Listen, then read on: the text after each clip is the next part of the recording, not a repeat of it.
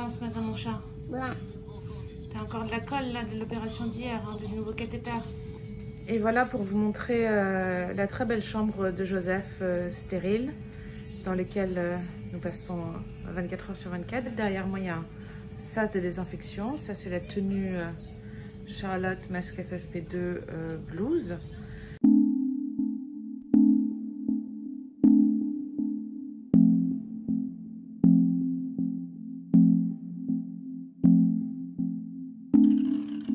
Alors ici on est devant, derrière l'hôpital Trousseau et donc mon fils il est en chambre stérile pour une rechute de leucémie aiguë lymphoblastique. Mon fils a 3 ans et demi.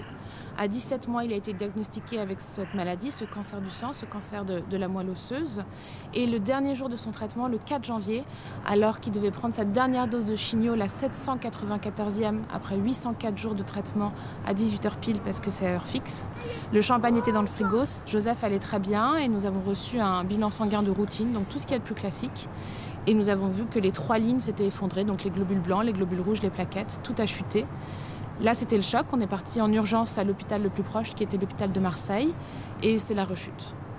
Donc maintenant, pour le sauver, nous avons besoin d'une greffe de moelle osseuse et donc d'un donneur. Les chances sont de 1 sur 1 million, donc on y croit.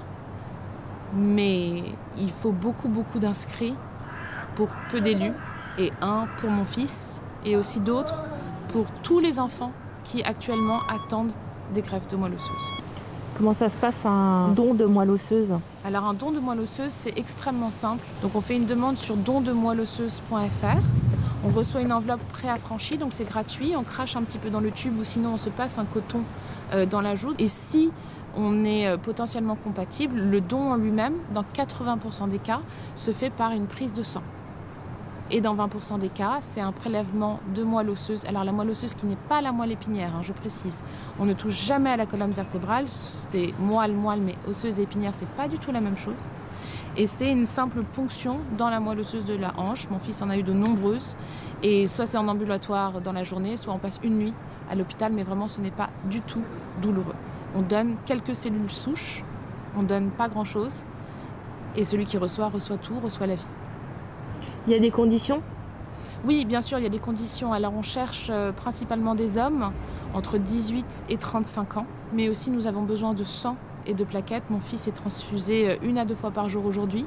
Les stocks sont très bas. Il y a aussi beaucoup d'autres maladies qui ont besoin de sang. Et donc ceux qui donnent peuvent aussi donner leur sang et leurs plaquettes. Et ceux qui ont plus de 35 ans peuvent parfaitement être encore éligibles pour donner leur sang et leurs plaquettes. Donc c'est un double appel aux dons de moelle osseuse et aux dons de sang et de plaquettes. Concrètement, il y a des gens qui ont fait des oui. demandes, des dons? Oui, il y a des gens qui ont fait des demandes, des dons. Le site internet a eu 2 fois des difficultés. Mais il faut que ce soit plus rapide, il faut qu'il y ait plus de donneurs, il faut qu'il y ait plus de candidats parce qu'à nouveau, c'est une chance sur 1 million. Donc la mobilisation, c'est fantastique. Jusqu'à quand vous attendez?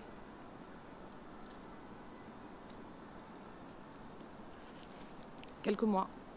Après, à un moment donné, on ne peut pas attendre indéfiniment. Donc c'est pour ça qu'on fait l'appel maintenant. Ah, bon. Tu vois là?